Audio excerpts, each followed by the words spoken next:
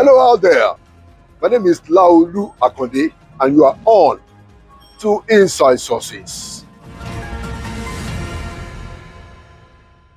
Today, my take is going to be a review of the event that happened right here in Washington, D.C. earlier this week on Tuesday evening, where the Save Nigeria Coalition, which is a grouping of Nigerians and Americans who are interested in getting the American government to support the Nigerian government in quelling and curbing and ending the extreme violence that has been going on in our country for quite a number of years. At that event, there were two important things that happened. There was a recognition of American US officials and faith leaders in Nigeria who were given award for their role and their voices in calling attention to the carnage, the bloodletting, the violence, the killings that has been going on in Nigeria. And one of the people that was honored at that event was actually Pastor E.A. Adeboye, the General Overseer of the Redeemed Christian Church of God. And in his speech, which was from his heart, he spoke for over 20 minutes. Pastor Adeboye expressed pain at the suffering of Nigerians, especially Christians, including his own pastors, who have suffered from the killings and the violence that has taken place. So he called for a global coalition to support Nigerian government and Nigerian people to terminate or at least end this violence that has been going on for years. He gave examples of some of his own pastors who were victims of the violence. He gave an example of one of the pastors in the Northeast whose newly born twin children were slaughtered by terrorists, but who still insisted on staying back to continue his work of faith. He gave the example of another member of the Redeemed Christian Church of God who was killed in Abuja because she was doing an early morning evangelism. And so Pastor Adeboye, at that event where he highlighted the issues of bringing together a global coalition, noted that it was important for the world, for America, to help Nigeria to solve this problem, to support the efforts of the Nigerian government, and to work together to bring terrorism and banditry and this extreme violence to an end. Now, I also spoke at the event where I was also a co-host, and one of the things that I said is that when we call attention to these things, when we call attention to the violence, to the killings, when we call attention to the bloodletting, the carnage that is ongoing in our country, we don't do it. We don't do it to make the government of the day look bad. That's not our intention at all. We do it because, being human beings, we cannot look away from situations where people are being killed, where people are being slaughtered like rams. Our humanity compels us to speak out. And that is why we always say here on Inside Sources that what we want to do is to get both the government and the people to put their hearts together. And like this event in Washington, D.C. Emphasized, to also get the Americans to lead a global coalition to bring support to the Nigerian government and the Nigerian people to end this carnage, to end this violence. And I made the point at that event. Now, I must also say that I'm delighted that Channels TV and Inside Sources and my humble self also received one of the awards, which was called the Voice and the Valor of Truth from the Save Nigerian Group, for which, we are delighted.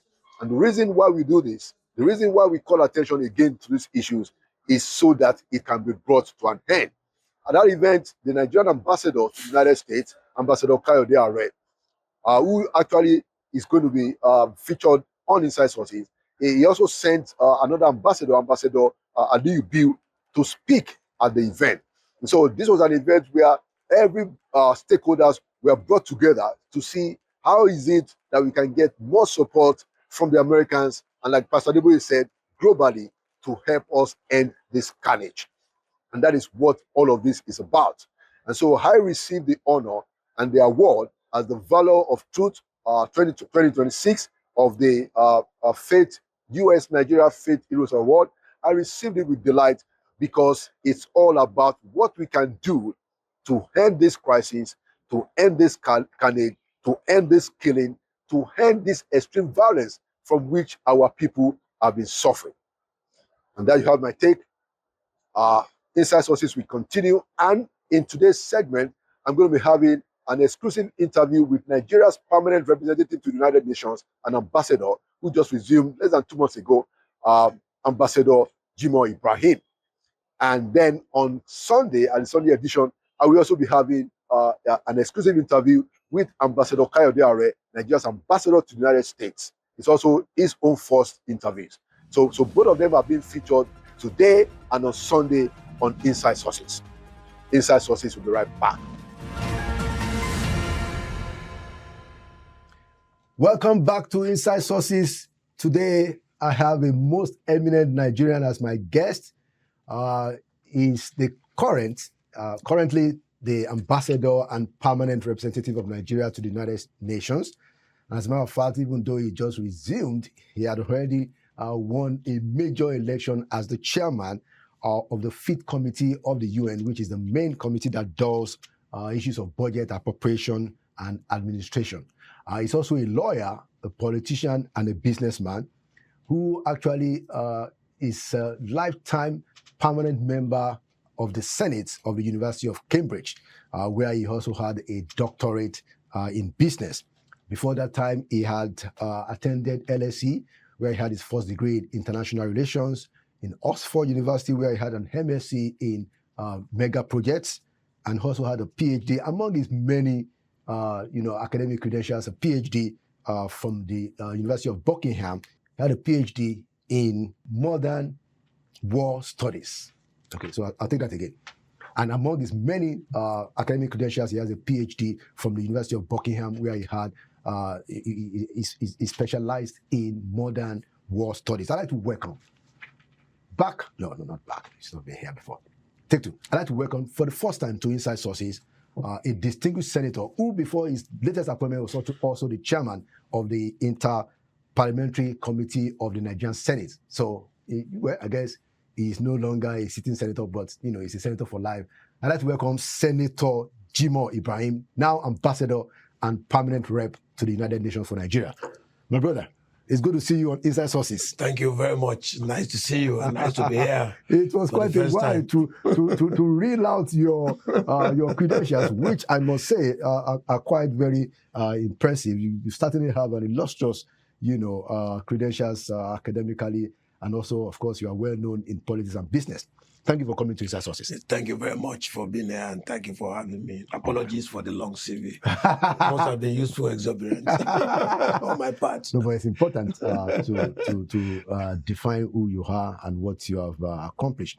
So I normally start my conversation around the future of the country, and I'd like to ask my guests that if you look at where Nigeria is today, do you think we are on course to that great future that many of us believe is the destiny of our country? Honestly, Nigeria is on the right path. And I'll be honest with you. If you look at the data from the past, before we get to where we are, it will confirm to you Nigeria is currently on the right path to success. I don't want to go back so much on the trajectory, but let me just recall the fact that President Muhammadu Buhari, of blessed memory, printed 30 trillion naira. Yeah, that's right. So now, if you print 30 trillion naira, that is heavy money supply against outputs. What do you call that? Inflation. So you are allowed to print money. We call it ways and means. Yeah. Provided it's focused on capital projects. Yeah. Like if you print money to fix a Jakarta, fantastic. But where you print money to do the current expenditure, you have problem. So the aggregate opinion is that you have high money supply, less industrialization and outputs, then you get inflation. And you see this clearly in Latin America after the Second World War, and perhaps Argentina was a clear example. And what would that lead to? Food insecurity. So when you have food insecurity, you have what? Unemployment. And then you may have some insurgency. if care is not taken. So this is what President Bola Ahmed Tinubu inherited. But I told him then, publish the economic data as handed over to you. But he believes that it's the same party leadership and all that, so he was going to manage situations. But I was wondering how he will manage 30 trillion printed. So we were almost at economic dangerous lane. So the data that was handed over to Bola Ahmed Tinubu was that you have 1% cash ratio to GDP. What does this mean? For whatever you want as a country, only 1% is in cash. And you assume duty as chief executive of the Federal Republic of Nigeria. Why do you expect 99% cash to come? What will you? The only thing you can do is to sell your assets and convert to cash, or take loans. or take loans. Otherwise, you cannot use 1% debt ratio. Cash ratio to your GDP to manage the economy. It's too small. Too small. So the per capita income was poor. So clearly you are at the economic dangerous lane, I call it. And on one hand. On the other hand, Bola Ahmed Asuwaju, the president of Nigeria, was facing 11,886 abandoned federal projects. 3 of the projects is 60% of GDP, of the worth of the economy. If it were delivered. Three. Yeah, no, I'm saying that if so it were exactly, delivered, 3 was just equivalent to 60% of what loan, of your debt. External debts. Right. So now you have them. At Jakarta, you spent $12 billion on there. You are on site for 42 years. You haven't produced one single iron, and you are still on site. Imagine a child born 42 years ago, and then is still choking the breast from the mother. It's quite very painful, isn't it? So you have Second Niger Bridge. You spent $7.6 billion there, but the bridge is 37% completed. You have SWOP, which was introduced by Jonathan, from the raking of the revenue from petrol. And you know that it doesn't have address. So if you want to test it, just call a taxi driver in Abuja and say you're going to touch SWOP office. Or what do you normally do? You use Uber. So put Uber in your app in Abuja or your phone and say take me to SWOP head office. A project you spend $7.2 billion on, you should have a head office. So there was no head office. So if you look at these 3 projects and you aggregate together, and you like $100 billion Nigeria is owing, so you know what this constitutes in percentage. At the time I checked last, Nigeria then was owing about $70 billion. So this 3 project was almost about $32 billion from it. So we have 11,886 of church projects. Look at the National Library, add that on. That started about 18 to 20 years ago. No single book is in that library. The building has not been roofed. We spent over more than 1 or 2 trillion naira on that. And we cannot even continue because you have an agreement in that contract that says any equipment left on site, if default in payment arose from the government deficiency or government lateness, then the equipment shall be converted to renter, and it will mean that the government have rented the equipment, and you pay the value of the renter before contractor can resume work. So you rented the equipment for how many years now? 20 years. The lease renter is more than the value of the project. When Jonathan came, I asked him the simple question, President Jonathan, and I said, why is it that you didn't complete the library project? He said, oh, Jim, when I came, you have a PhD, you should not be interested in the library. He said I was, but I told them to bring the file. And I said, this was designed to be a 13-story building. But you know what I want you to do now? Roof it where it is. Just roof it so that we can complete the library. And the cost they brought was more than the cost of taking the 13 floors. So he then says, I took my hands off, I'm not going to do this. Then I went to President Buhari when I was doing the thesis, and I asked, Mr. President, what's happening here? Which thesis now? Which what? You said when you were doing the thesis. Yeah, that was my thesis in PhD on management science. Okay. The doctorate from Cambridge. Okay. I was writing on mega project, why they succeed and why they fail. So I had to do interviews specifically to the president. And I went physically to the president to ask questions. Okay. So I asked these questions from the president. For President Obasanjo, I said that, you did Jakarta. The total project value was about $675 million from Russian Exim Bank. So you left the project uncompleted and you went into retirement then. Now you return back. You saw your baby, still not completed. Why didn't you complete it? He said, well, he went to Ukraine to ask for the contractor. The contractor said, never. We are not going to do it again. The contractor was India. So he went to India to ask for the contractor. Okay. And they said, no, we will not go to that site anymore. we won't do. He said, I will give you CBN blank check so you can complete the project. I said, no, we're not going to do. So from there, I said he flew to Ukraine to look for another contractor. But we know these people doing steel, metal things are an international association. Right. So obviously they told him, no, we have a blacklisted, that project is blacklisted on our list. We are not touching it anymore. So that's how Jakarta was there. They didn't know why they blacklisted? Well, because of the way the ecosystem treated them when they were on site. So obviously nobody will touch that anymore. And I think they was trying to deplete the project and then try to sell it off. And I told him, look, but if you look at Akitude did a very good study on this, Olajide from Canada, and he said the EPI, the environmental impact analysis, ordinarily say you should not sell that project in Ajakuta. You know what you did? He said, well, let's forget about EPI. Okay, fine. When you produce iron in Ajakuta, as you complete the project, now you know you need to have conveyor belts to take the iron from the production machine to the Niger River or the River Niger there so that they can load into the ship. Yeah. Because you don't have the road to carry those big equipment and you don't have that. So he said, yeah, the conveyor belt was done. Okay, what about the dredging of River Niger? You keep dredging every year because no ship will come and bat if the dredging it's not done. So obviously, that can take the whole of the budget to dredge that river. That means that project can never work forever. So that went down. So when I completed that... So what did Buhari say to you? Yeah, I went to Buhari and I told him that, why didn't you complete the project? And then why? He told me, well, I cannot complete it because there's massive corruption there, and it's not something that anybody can. And then I told him, what about your own? I also know that you took loan of $5 billion from Exim Bank in China. And this Exim Bank was to do 10 airports. Okay. So you did, Jonathan took this loan. Yeah, but you took over the loan, so you did Abuja, Lagos, and Kaduna. But the Kaduna doesn't have anger. There's no anger. Why is it that you produce the project without anger? Because people that embark from the plane have to be taken by bus to the airport. So the plane is supposed to, stay with the anger there, and people there's a backing through the anger. And then he told me, Jonathan said, go and ask Buhari who commissioned the project. So obviously, you have these are the problems that Tinubu inherited when he came in. And you wanted him to solve all this problem in 3 years. He's just 3 years old in government, he will be 3 years old. He's already 3 years old. So he's 3 years old, and you want him to resolve all this dilemma. It's difficult. So looking forward to the future, he has introduced reforms. So reform doesn't come with some smiling faces. So it comes with some pains and all that of yesterday.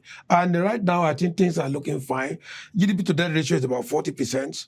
So before President Buhari left, the debt servicing ratio of revenue to GDP was 96%. Meaning that for every 100 naira you get, 96 naira go to service your debt. But now it has come down to about 70%. So for every 100 naira you get, 30 naira will service, 70 naira will service debt, you keep 30 naira for economic prosperity. And that is why most time the budget cannot get cash phase beyond 30-40%, oscillating all the time. This is just one of the problems that we have. I mean, you've given quite, quite insightful, but, also depressing, when you think of a project such as Ajakuta. Yeah. And so let's follow up on that, because I know that the president has appointed somebody to be in charge of Ajakuta, and I think they're working with the Chinese.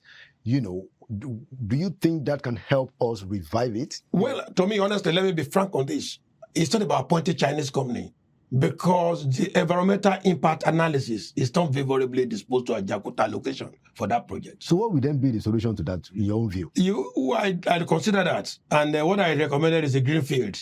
If you are to start a project in a place that accepts environment that is friendly to environmental analysis, you will spend $1.2 billion to construct the entire project from 0 to Z.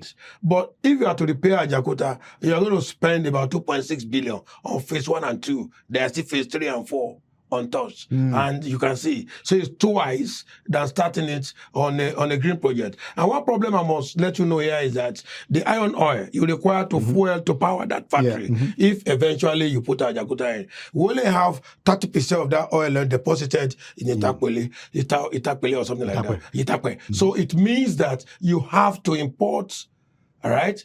70% are from abroad. So it simply means that will be confronted with foreign exchange ratio. And the problem you have in that one is simple. It's that the price of iron produced locally will be more expensive than the iron imported. And that created a problem. I don't know that this thing is tough. It's really tough. But so what you have described, most distinguished, and now, Excellency, is that we've suffered, the country has suffered from tremendous leadership challenges, even based on some of the things you've told us already about the decisions that were taken, which clearly wasn't the smartest when it was taken. Well, leadership is at every level of organization, so also countries.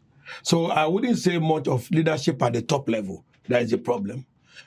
Your driver is the leader of that car as long as he's driving you. And if you mess up, it can drive you into accidents. And it will survive. Haven't you seen many people when accident occur?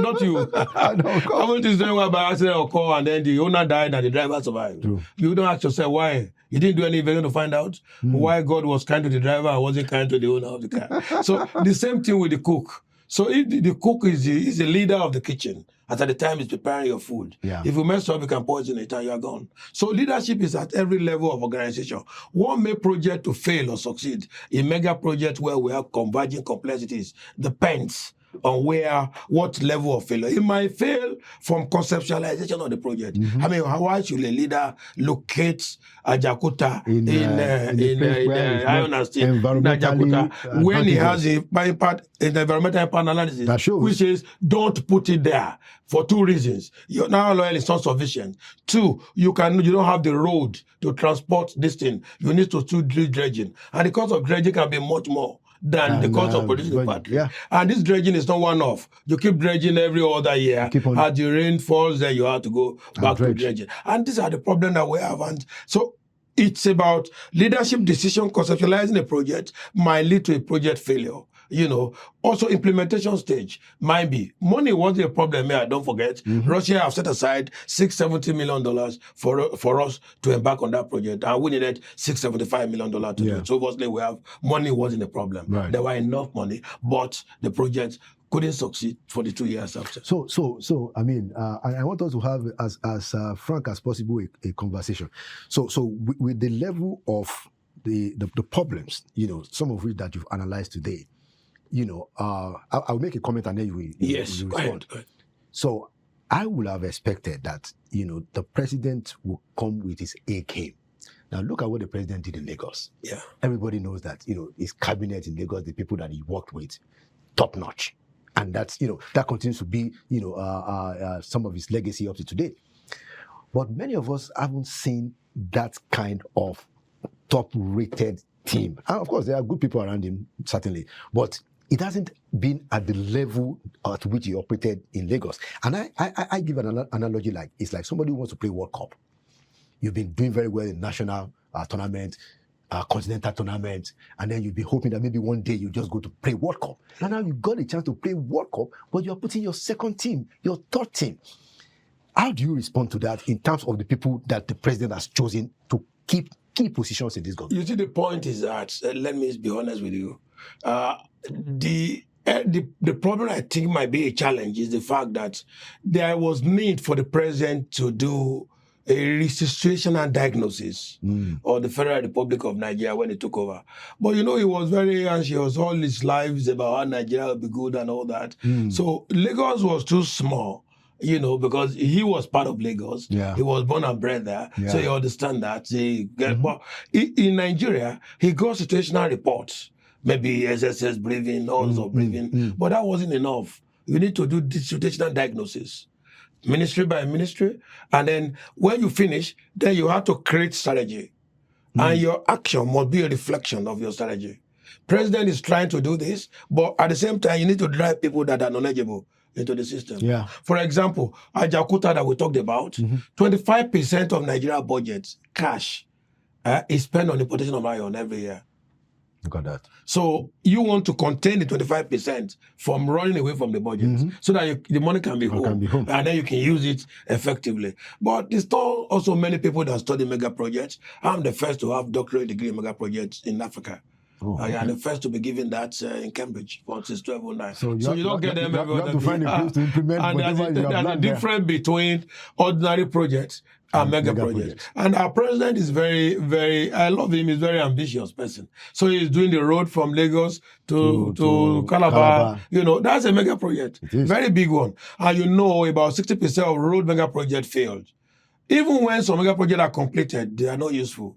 That's how terrible the complexity can be. But in this one, he had the nostalgia and courage to say, I will see to the end of it. Coming to the people put in place. In politics, people help you to get to power. Asuwaju is somebody who will reward people. No matter whatever you can say.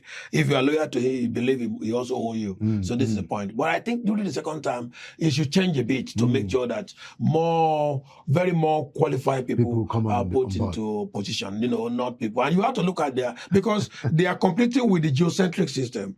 So if you have a minister who study maybe finance from 132 rated university in Britain, don't forget he's going to compete with somebody with the head of foreign reserve in America who probably on the top of class in Harvard.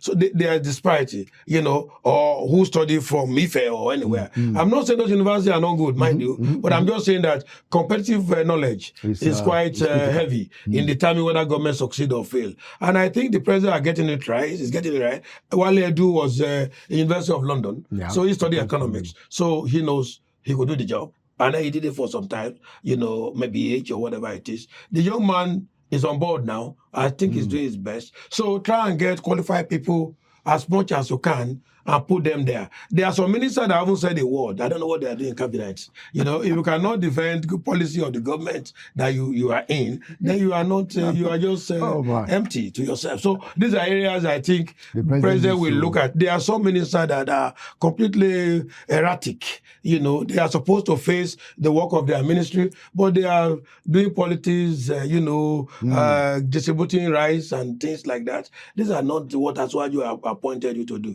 And Asuwaju normally give you clear direction of what you should do. There is a clear mandate. That mandate, you should go back to it and reactivate it and make sure that government runs fine. Okay. Let's talk about the UN, because I said that if we don't take care, we'll be talking more about politics. So you got this appointment as the permanent rep of Nigeria, quite a very privileged position.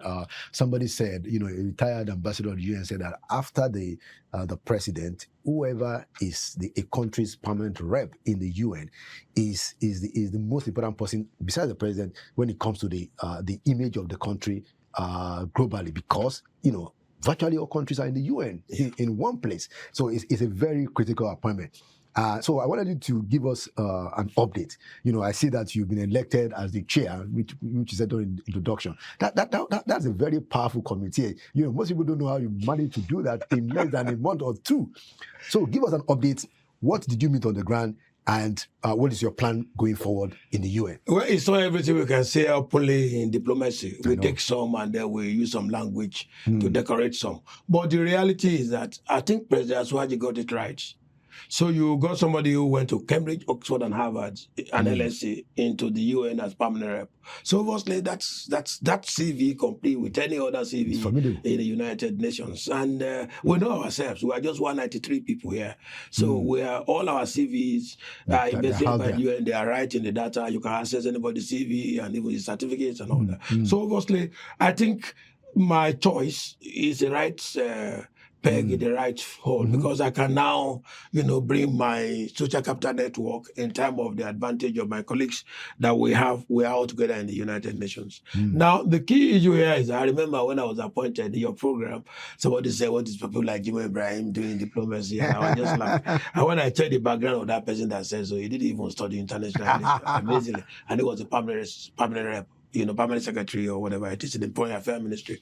That is misalignment of individual and role. But let's come to your questions. Yes, I came in here and then I did situational review.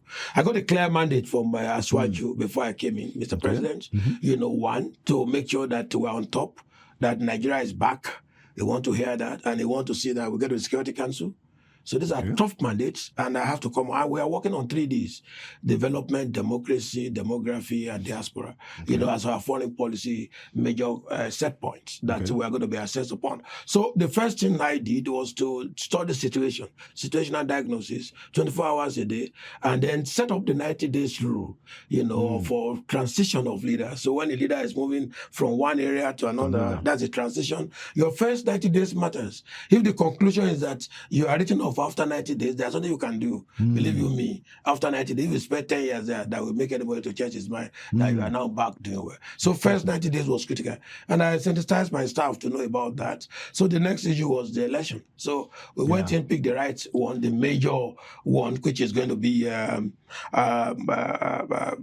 fifth committee, which has to handle the budget and administration of the United Nations. Many people believe that was too ambitious and it will not happen. Why would it not happen? I photocopied my Cambridge, Oxford, Harvard, LSE certificate, and I distributed around all the embassies, and we put a note about it. So you have a choice. Here is somebody who has these degrees, and there's another person. You can look at the capacity and check on the internet. And you ran with of course, and then we were able the to, Chinese ambassador. We were able to come up, and we won. So I became the chairman of. What was the story? What was the outcome of the election? No, don't put that. Just it's public knowledge. But you already that I am the chair, isn't it? Yeah. So exactly. the budget is in my hands. The admin issues, I share discussion about this. So and you've already resumed that office. Yeah, we start taking over, handing over processes now. Because my focus is 2027 budget, which must be approved by General Assembly in September. And then of course I have to be sleeping in the office until we have a budget on 1st of January.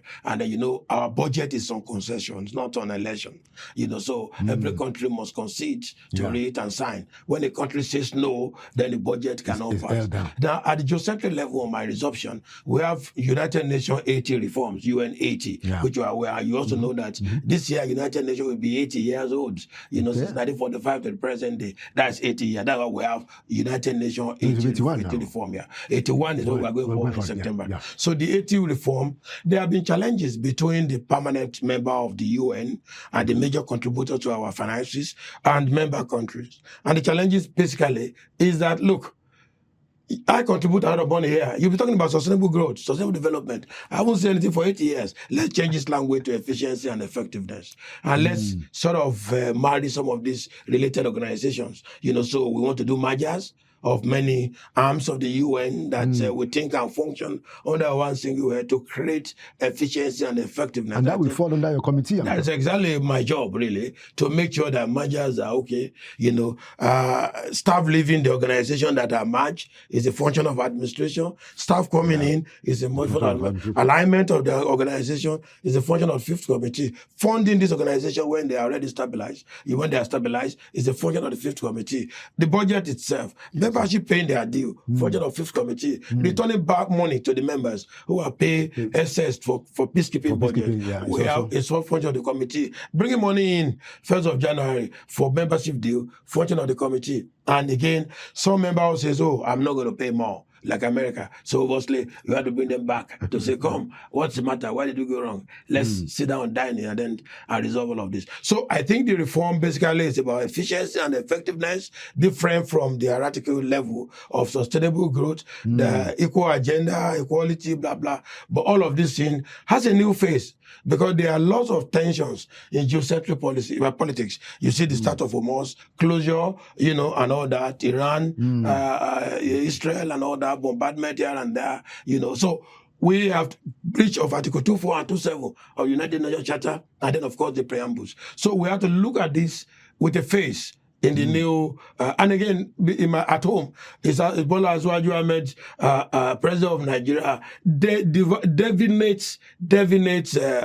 team that he gave to us is that you must get Africa into the Security Council. So here we are. So when I came here, I had to play active role in the Africa group. I had to deliver so many papers, for the Africa group in the United Nations Security Council and trustship and so many meetings that we have at UNDP and all that. And I have to aggregate Africa concern. And I said, look, gentlemen, let's sit down. We all know this. We went to the same school, isn't it? So the issue here is this.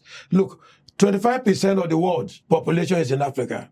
There is insecurity coming from Africa. The fact that Africa is excluded from membership of Security Council, permanent membership, it means that is the reason that naturally explains the insecurity in Africa. So if you do inclusive theory, inclusive modernization of the Security Council and have Africa right here, and by extension Nigeria, the giant of Africa, then you will reduce insecurity. 250 million people in Nigeria. If they are insecure, Africa is not secure. There's no way you can do about security in Africa. Is it South America that have 190,000 people as population that talk about security? So obviously, we look at all of these issues, and Bola Ahmed Tinubu, the president's mandate to us is that get the Security Council. So we are not waiting till next year.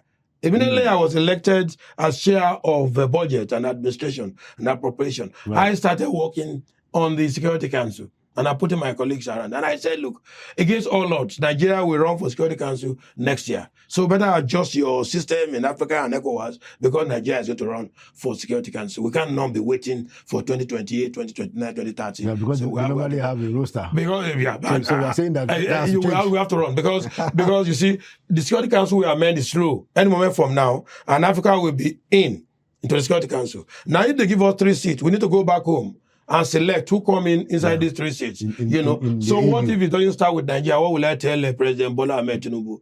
I don't want my head to be cut. So let's go to Security Council and not permanent member by next year. And when we are inside, we can fight within on how to be part of the 3 seats or 2 seats reserved for Africa permanent membership. So we have our own strategy. Like I said, it's all of them we can let go in an interview like this, my apology. But I can tell you that if there's anything I want as chairman of budget and administration of the United Nations, is Security Council seats for Nigeria. And everybody knows this. So my colleagues are aware of this. And I think we are working together.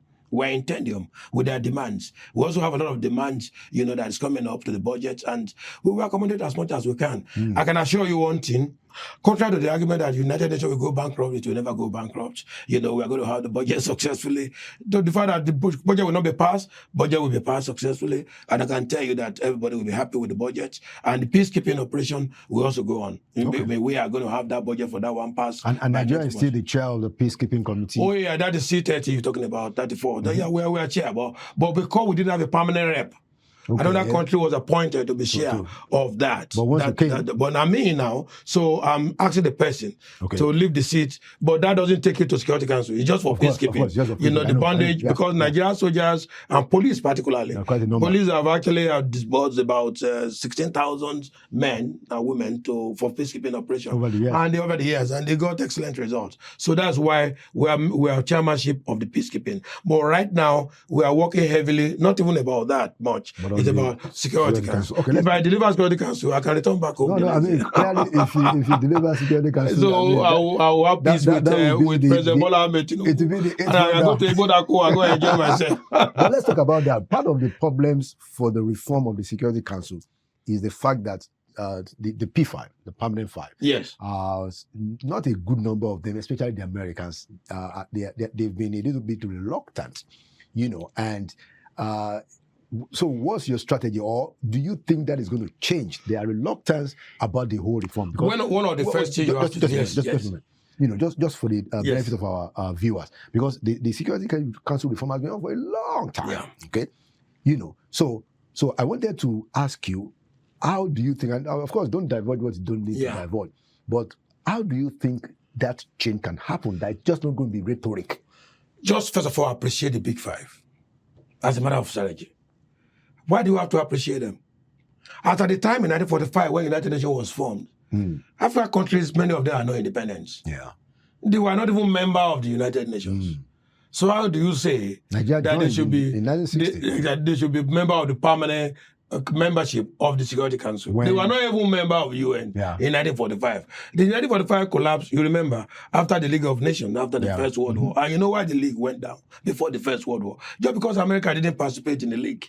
So it went down. And then we had the First World War in 1918 ending, and then we had Second World War not quite long, started from there. And it was after the Second World War, when tens of millions of people died, that we come to South Africa that say that, look, never again should this happen? And then we must form United Nations where we won't see death. The life of men, young men, children, women, and young persons will be guaranteed for safety. Countries are equal, to the extent of their sovereignty, Article 1. And then we move on to say, no member state shall use force against another, Article 2.4. Member states shall refrain from interference into the internal affairs of another country, Article 2.7. All of that. Then you also know by side of this, Genocide Act was signed in Geneva. And what does that one say? It compromised the Charter of the United Nations. That if any member country notices genocide in another state, it doesn't even need anybody consent to wipe out genocide and punish those who are behind the genocide. And you saw that happening many, many times. Right. Now, coming to the big five, so you have to appreciate them that gentlemen, come, you have a right. Because you formed your association when I was on there. I wasn't a member. Yeah. And you made yourself permanent member of your council when I was not a member. Right. But I'm a member of the geocentric system. And I am causing security to your country. And you don't want me to be the one that have the cancer, that's coming with cancer. You don't want to be cancerous too. So when the COVID-19 came from China, south, nobody envisaged it. And the system was shut down completely. Yeah. So things have changed in contemporary time where you now need to look at the aggregate opinion of everything. The number of members of United Nations in 1945 is different from the membership right now. Membership has increased. Right. So the rules must change. And the argument we are making is that Africa is 25% of the population. Can you ignore them? No. So give them permanent seats in the Security Council. Think about this and come up with it. And while you are thinking, insecurity started in Africa again, and all of this problem happening. Do you want it to travel to your country? Ebola started sometimes a disease that you cannot control, and you cannot stop it. See, as long as you cannot stop erosion from traveling from your country to another country, you don't have absolute sovereignty. So in critical times, no country in the world have absolute sovereignty. So understand that and let's put our people in. So that strategy works because they appreciate that. And you remember about a week ago when I delivered paper at the Security Council, where everybody was present, you saw that the way they received it. So China supported my position. Britain supported my position. On what? On the Security Council for Africa. Okay. On the reform. France supported, not reform, but Security Council. I said my job here is Security Council. I know. I have a clear mandate. I wanted you to explain specifically what they supported. They supported the fact that I call for urgent seats. The seats to Africa seats in the UN Security Council, permanent seats, particularly in Nigeria, should not be subject to more than discussion that we have done. Because it is lost. You want to assist Nigeria in Boko Haram, you want to assist Nigeria in this. If Nigeria is a member of Security Council, there are things that Nigeria can give for Security Council that will wipe out completely insecurity in Nigeria. If Nigeria is secured, you can take it for granted that Africa is secured. At least for nobody is secure, West Africa is secured. And they supported. Of course, Britain wrote there. Go there. It was live televised. It was live streamed. So check. I can give you the link. So you see clearly what Britain said. Don't forget, before then, Britain was in my office. We had some diplomatic discussions, and I was in America house to have discussion with my very well-respected diplomats, the United States of America permanent rep to the UN, Ambassador Conan Wazard. So I was with him, and we had a lot of useful discussion about this, all this engagement. We even discussed about Boko Haram issues and all that. But like I say, it's everything you can put on the air. But the key issue is that my mandate. The only way I can make Mr. President happy is not only my engagement in the budget as chair of the budget. That's enough to take home. You, Mr. President, Nigeria is now controlling the United Nations budget. So what do you want to do with it? But that makes him happy. Absolutely. But you'll be more happier. And Nigerians will be very happy with me if we can say, yes, this time next year, we say we are now in Security Council. So if I go back home and say, sir, I have delivered budgets. Chair of budget for Nigeria. We are now in Security Council. I'm going to Godako. I'm sure he will be able to give me some. I believe so. I mean, that will add some support to it. And if I have to be here, why not? We continue. But what else are we looking for? Because we got the Security Council, you got the budget of the United Nations. Maybe we already got somebody now to be in Africa advisor to United Nations Secretary General. Yeah. That will last for another 3-4 years. We have your position as the chair of the budget committee is for a year. Yes. Okay. Yeah. It's for the General Assembly. Yes, and that position will not come back to Nigeria again. Maybe in the next 193 years, and that country have to go back and get it back. Okay. So these are the issues. So quite a few issues around that, but I want to ask you clearly: the president has not been at General Assembly for 2 editions now. Yes, he came in 2023, missed it 24, 25. Is he going to come in 26? The president is coming in 2026. I can assure you that. I won't say more than that. And this time around, the president will not sit on seat 120. Oh, wow. Yeah. The president is going to sit on seat number 3. Oh, how did you? Front rows. Don't ask me. But the president of my country is going to sit in seat number 3 at the General Assembly. Oh, wow. So I think President Trump will sit between 1 and 6, but President Bola Tinubu will sit in seat number 3. That's prestigious. I will climb the podium to seek for approval of the budget. I will pass the budget and I'll come down from the podium. I will sit in seat number 3, and as a Yoruba man, I prostrate and greet him. Even though I do that, I go home. Is that not enough for me? So the president is coming. Okay. That's what I want to know. The president is going to sit in seat number 3 at the General Assembly this year, and that shows significant efforts being made there to see the significance of Nigeria and then the impact of President Bola. Maybe the president is more respected now abroad than home, the way it looks like, because there's so many invitations of about 3-4 countries like Salvador and some other country like Pakistan that want to even give me letter to give to President Bola Tinubu. They want to set up embassies in Nigeria, and I will deliver those letters to him when I go to. So if you can get about 10 countries doing more embassies in Nigeria, we get Security Council, we got budgets, so we got number 3 seats there at the General Assembly. I think. By the nature of diplomats, generally, if you are sitting in the front, you know what it means. I don't need to explain more. That's why I said, don't ask me how we got to that. So and that means it's also probably going to be one of the people to speak first. Exactly, and you know that we also have an incoming African advisor to Secretary General on United Nations in Nigeria during my time. So don't ask me how that got there. Okay. You also have the outgoing Secretary General. That is Amina Mohammed, Deputy Secretary General Amina Mohammed, who is also a Nigerian. But again, could it be end of the whole thing? Let's wait and see. Okay. There are lots of games going on in the UN. There is a question that I have to ask you. Yes. So the tenure of the Secretary General is going to be over this December 31st. Yes. A new Secretary General has to be in place on the 1st of January. Yes. You know, I think by August they should have started the straw polling. Yeah. Does Nigeria have any chance at all? Well, here we arrange things in order of preference, but you can contest against it. You know, that's the beauty of democracy here. Now, the Secretary General is zoned to Latin America. The next one. Yeah, the next one. And unfortunately, we don't vote to appoint Secretary General. One of the mandates of Security Council is to suggest or appoint Secretary General and send the name to the General Assembly.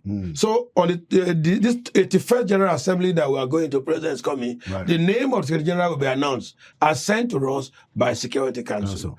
But where? That will be during Onga. Where is it coming from? Where the General Assembly, where the Security Council, and you mean the big 5, are not comfortable to where the Secretary General is zoned, for example, not theoretical.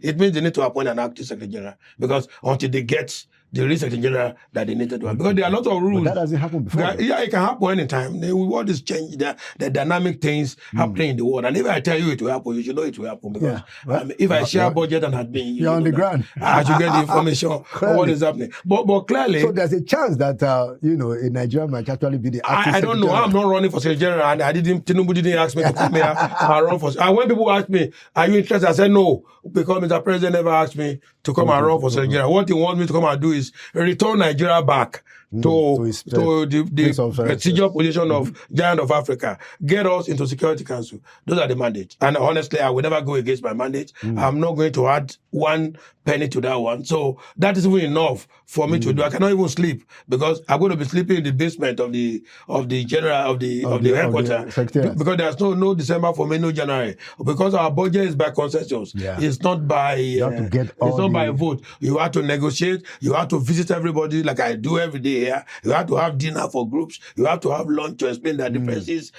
compromise where compromise is necessary. Use the right language, negotiate languages, and all that. And break silence where you have to break silence. Give room for more negotiation, and then go to the 6 committee, all the 6 committees. You have to go around because there are lots of values for Nigeria in each of these committees. So I am not a candidate for Secretary General. I'm not running an election. I don't want it. What I want is the one that the president has given to me to stabilize. That's what I'm doing. But I am just saying that, for example, under our rules, if you are voting and you vote ties and you didn't meet the requirement, you keep voting. If at the time we voted here from morning to evening to the next day morning before a candidate can emerge, because the thing was tidying up and all that, and ties were. So you have to keep looking at all of this for a while. So obviously speaking, if the candidate where they zone secretariat to, which is Latin America, if they get a fantastic candidate, and I hope they can get one, if they get and it's satisfactory to the big five, then it becomes Secretary General. But if it's not, if they say they can't get the one that is satisfactory to them, then there might be the need for them to appoint an interim Secretary General, because time is so short. Why they now set up a committee to go and look for if they're going to have to appoint an interim Secretary General, would that be somebody who's already inside, or because it's an uncharted territory? The choice belongs to them. But again, you also need to have your country's support.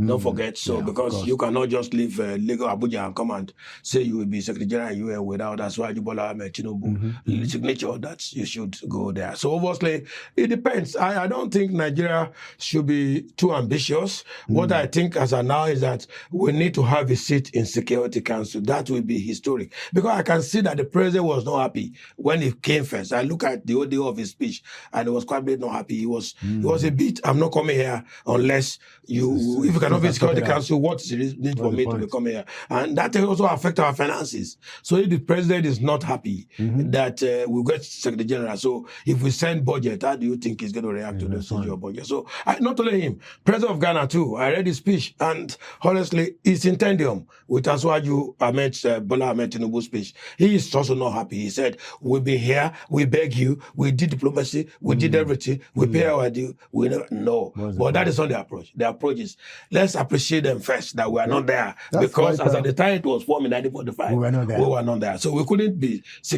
permanent security member of war we didn't be association that we didn't belong to. So we appreciate them for that. Let's also appreciate the fact that they have done a lot of things between 1945, and, the event of Second World War, the cleaning of the system, economic downtrend, political tension, to the Cold War, and then how we got Russia out of scale. And then what we are doing in Nigeria now, which is very unique, very, very new, is that I have introduced N20, Nigeria plus 20 country, to talk about the role of non-state actor interface with the United Nations. Because we are now realizing that both the state actors, violent and non-violent, but not non-violent state actors, they are seen not to be members of the United Nations. And they are excluded from all our program. But they control 70% of the resources. Interesting. Who produce the guns? Who produce the missiles? Who produce the drones? The non-state actors. And you are saying as United Nations, you don't know, they are not sovereign states, they cannot be part of you. During my time as chair of budget and admin, they will be part of you. We must set up something within the headquarters to engage them. And that the only thing I know Security Council doesn't want to hear, which was a funny proposal, is that the General Assembly demanded that, okay, part of this reform, you send 2 names to us from Security Council to the General Assembly as appointable people for Secretary General. We will pick one. They said, never. And we're intending with that. So they sent one name to you to the General Assembly, and that name must be announced as the Secretary General of the United Nations. And isn't that amazing? So the General Assembly have no choice. Once the name is said by Security Council, so be it. And then, but Nigeria is coming with a very new model, very unique. Nobody has ever done that in the world. By saying that, hey, come. Alibaba is doing $20 billion half a day revenue in cash. China is not even borrowing cash from Alibaba as a company. Are you saying Alibaba should not have anything to do with United Nations? In fact, we are even saying now that they should send permanent representative to the United Nations. Aliko Dangote have built a refinery in Nigeria, which is working. My very good brother and friend. Aliko Dangote Group should send a permanent rep to the United Nations. Is Aliko not bigger than Sao Tome in economy? So maybe like an So- observer status. Observer status, so beautiful. So, but they should be part of us. If you exclude Aliko and he's the one producing your Aviation jet, and you say he's on the didn't anything about United Nations operations, how does that look like? Interesting. Wale Tinubu is into oil and gas.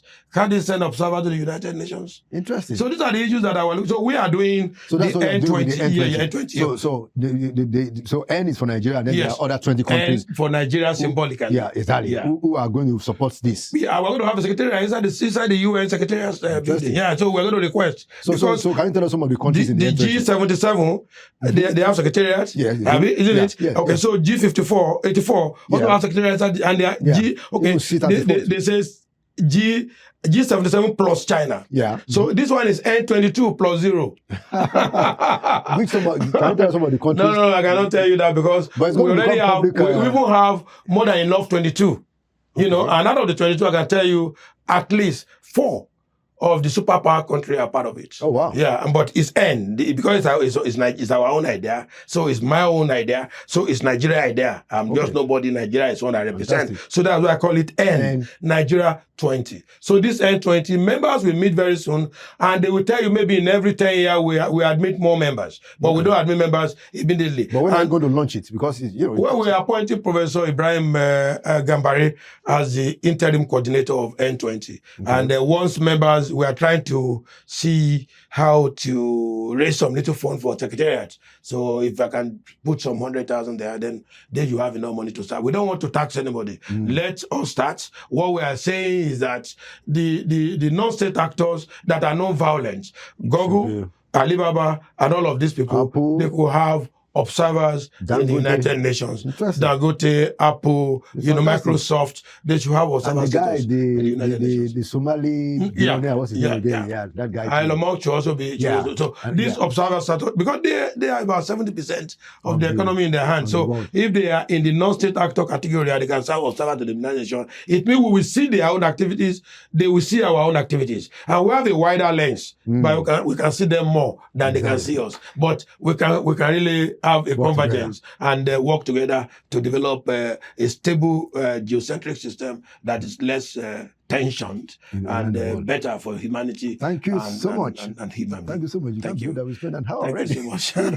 I know that we're going to flow very freely. Thank you so Thank much you. for Thank coming to Inside Sources. Thank you. Thank you for your insightful contribution. Thank you. And I must congratulate you on the advances that you've made very quickly. Thank you. In less than 2 months or thereabouts at the UN. And I wish you all the best. Thank you. Going forward. Thank you. And there you have it, another edition of Inside Sources. Like we always say, Nigeria will prevail. It means Nigeria will win, partly because we will keep talking of the major issues. My name is Laolu Akonde. And by the grace of God, I'll see you at the next edition.